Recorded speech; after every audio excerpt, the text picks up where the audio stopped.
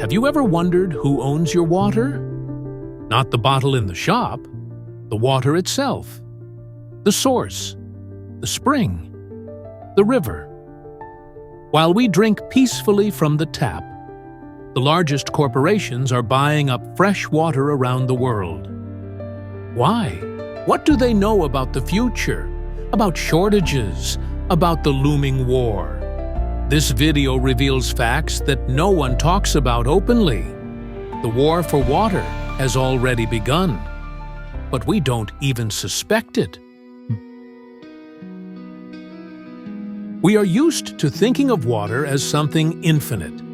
It flows from the tap, pours into the shower, fills bottles on supermarket shelves. Water is like air. It just is. And that's why its absence seems impossible.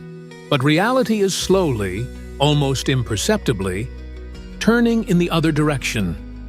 A new era is dawning in the world. An era of water as a resource, as a currency, as a weapon. In the 20th century, wars were fought over oil. In the 21st century, they will be fought over water. These words are increasingly heard in UN reports, among analysts, and in the offices of those who think not years ahead, but decades ahead. Today, more than 2 billion people live in conditions of constant freshwater scarcity. This means that 1 in 4 people on Earth does not have access to safe drinking water in sufficient quantities. What has changed? Everything. Climate, demographics, agriculture, industry, everything requires more and more water. And freshwater reserves are limited. Of all the water on the planet, more than 97% is salty seawater. Of the remaining less than 3%, most is found in glaciers and underground. Only a fraction of a percent is available to humans, but even that is disappearing. Rivers are drying up in Arizona. In India, groundwater levels are falling by tens of meters. In South Africa, water restrictions are being introduced and 0 days are being created when water simply stops flowing into homes. In Beijing, wells are getting deeper and deeper. And in Mexico, entire villages are leaving their homes because of dried-up wells. This is not a prediction. This is reality. But while the world looks anxiously at the dried-up streams, someone is taking action. Silently, quickly, thoughtfully. While politicians argue about the climate, transnational corporations are buying up water rights. Literally, they are signing contracts for wells, springs, lakes, and even glaciers. Water is becoming property. And right now, at this very moment, the battle for control over it is already underway. But this battle is invisible to the eye. Water has already become a commodity on the stock exchanges. In 2020, water futures appeared on the American stock market. This means that water has begun to be bought and sold like oil or wheat, a speculative instrument. But what is behind it? Who decides how much a glass of water will cost in the future? And most importantly, who will decide who gets it? There are already regions on the planet where water is more expensive than petrol. In poor areas of African capitals, the price of a liter of bottled water can exceed the average income of a resident. At the same time, corporations gain access to water sources for free or at negligible prices, bottle the water, and sell it to the same residents. A simple exchange. Life for profit. But this is only the beginning, because water is not just a commodity. It is the basis of everything. Without it, food is impossible, production is impossible, civilization itself is impossible. And if someone has a monopoly on water, they will have more power than any state. While society is preoccupied with politics, wars, and technology, water is becoming capital. This means It is becoming an object of investment, control, and future conflict. Those who previously invested in oil and gas are now building their portfolios around the simplest and most essential resource: water. And perhaps this is the key to understanding why giants such as Nestlé, Veolia, and BlackRock have begun to show an almost obsessive interest in water assets. They know something, or they are preparing for something we cannot even imagine. If water is the new capital, then it becomes critically important to understand why it is becoming scarcer.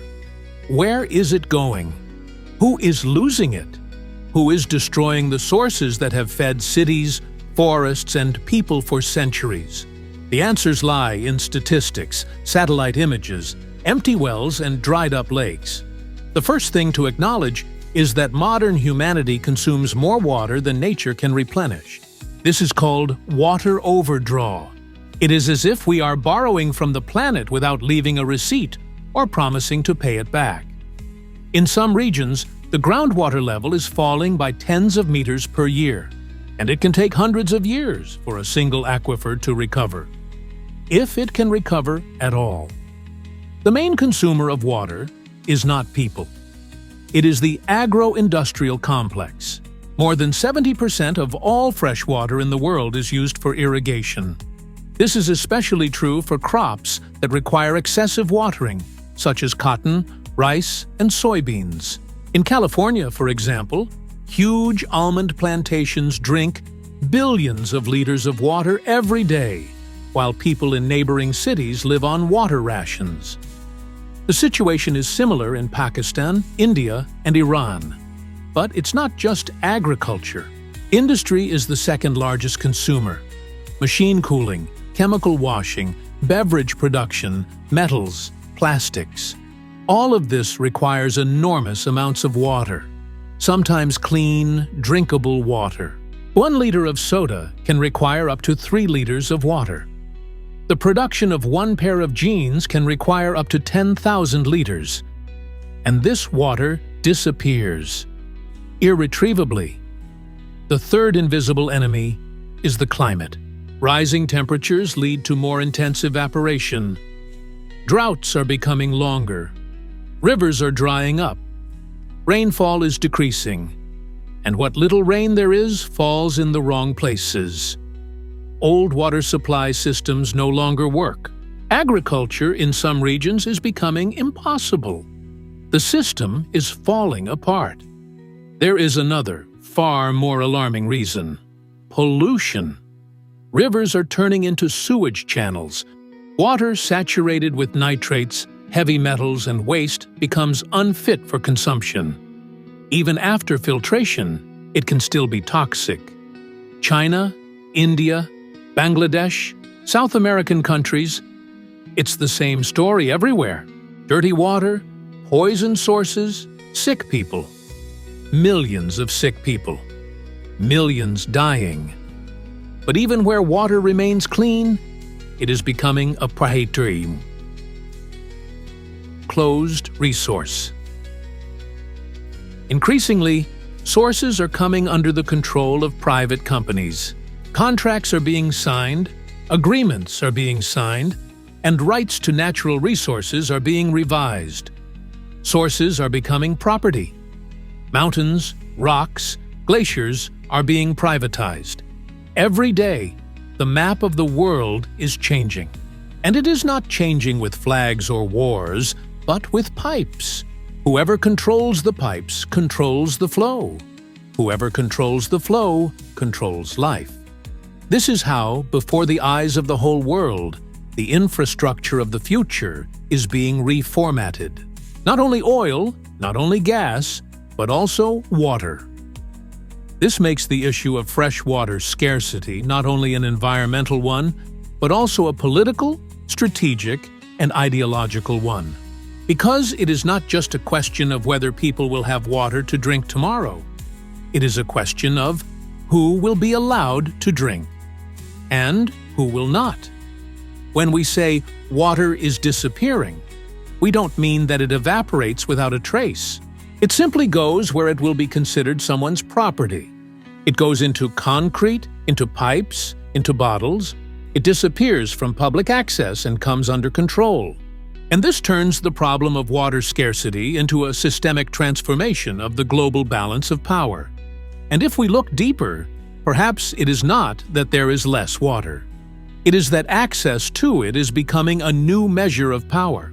While the global community discusses climate forums and sustainable development, transnational corporations are taking action. Their interest in water is not new, but in recent decades, it has taken on the character of an almost strategic offensive. And if you look closely at the map, you can see that the largest water sources, key arteries, and infrastructure hubs are gradually coming under private control. Who are these players? What drives them? And most importantly, what happens when water becomes a business? One of the biggest names in this field remains Nestlé. Nestlé Waters operates in dozens of countries. It controls access to wells, springs, and glacial sources, including in Canada, Pakistan, the United States, and Argentina. In Michigan, for example, the company was granted permission to extract up to 500 million liters of water per year for a symbolic fee of $200. At the same time, local residents faced falling water levels in their wells and rivers drying up. Protests lasted for years, but the company continued extraction.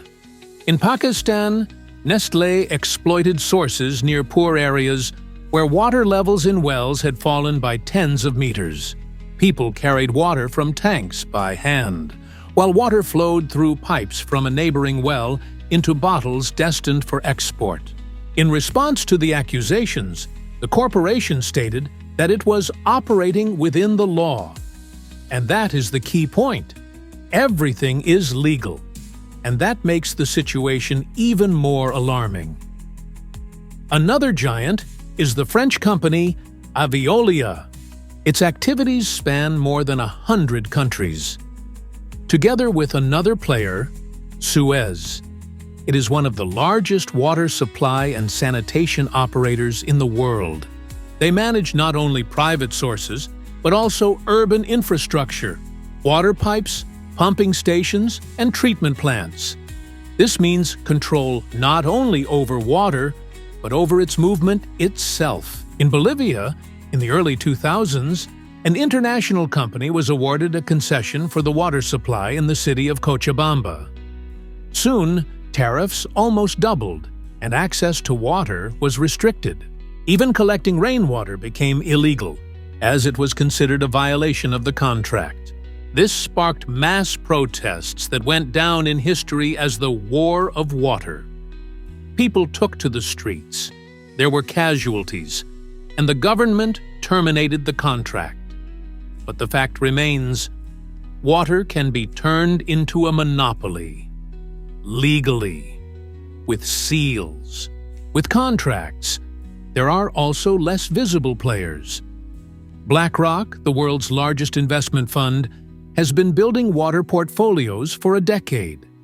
It invests in companies involved in water supply, filtration, and infrastructure.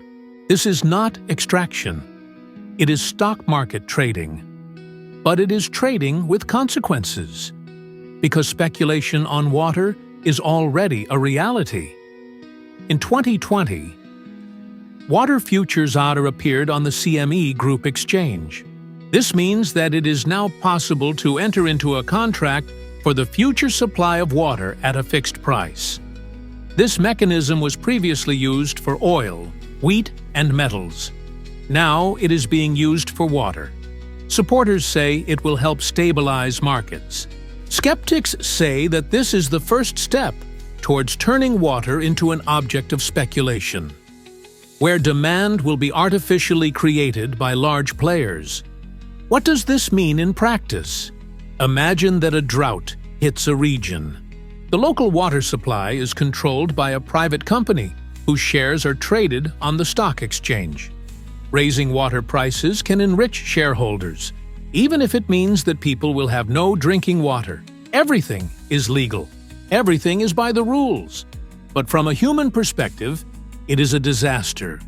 It is important to understand that corporations are not buying up water because they want to enjoy it. They are creating infrastructure, a monopoly, control mechanisms. In this sense, water is not just a raw material. It is power. Whoever controls water controls everything. Some believe that this is a normal reaction to future shortages, that companies are simply preparing for a new reality. But then another question arises. If they know how serious this reality will be, why isn't anyone telling us? Corporations act like chess players, where the main thing is not the move, but control of space. Water is the board, and judging by how quickly sources, pipes, and distribution systems are being bought up, the game is already in full swing. And while ordinary people buy bottled water, someone else is buying the springs themselves. If water is already becoming a commodity today, tomorrow it could become a tool of pressure, a cause of migration, a reason for war. This scenario is not only being discussed among publicists and conspiracy theorists, it appears in UN reports, intelligence analyses, and confidential memos from major investment funds. The question is no longer whether there will be water wars, but when and where they will break out first. The Hindustan region has long been considered one of the hotspots. India and Pakistan, both nuclear powers, are fighting over access to the waters of the Indus River. Decades ago, an agreement was signed between the countries, but with population growth, droughts, and growing mistrust, the treaty is falling apart at the seams. Blocking the river by one side could be perceived as an act of aggression, and this is not a hypothesis. It is a potential flashpoint. Africa is another hot spot. There is a dispute over the waters of the Nile.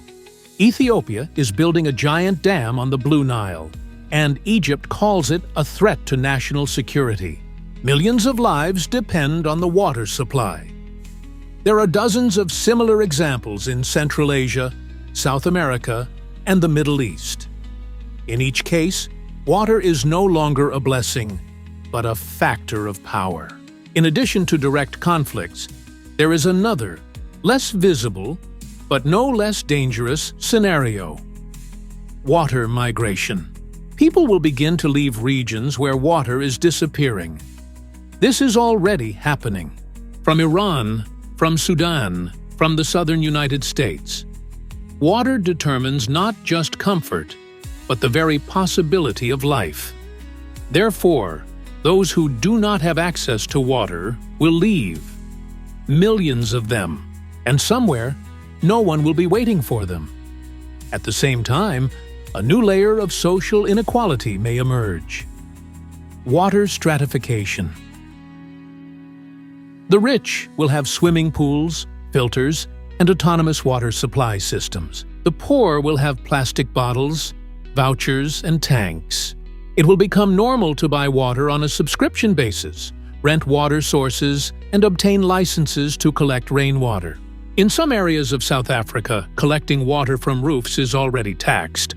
This is not a dystopia. These are scenarios being discussed behind the scenes at expert forums, but they are being fed to the public in small doses, wrapped up as sustainable development issues. And while the elites discuss what to do about the water future, large corporations continue to act, buying up assets, investing in water infrastructure, creating private water distribution networks. All of this is building a new landscape of power. Perhaps in the near future, we will see the emergence of water cartels, alliances of corporations and states that will regulate access to water in the same way that OPEC regulates oil today. Such a structure will determine prices, supply volumes, and quality standards. And behind every decision will be not concern for people, but the logic of profit and control. This leads to another important conclusion.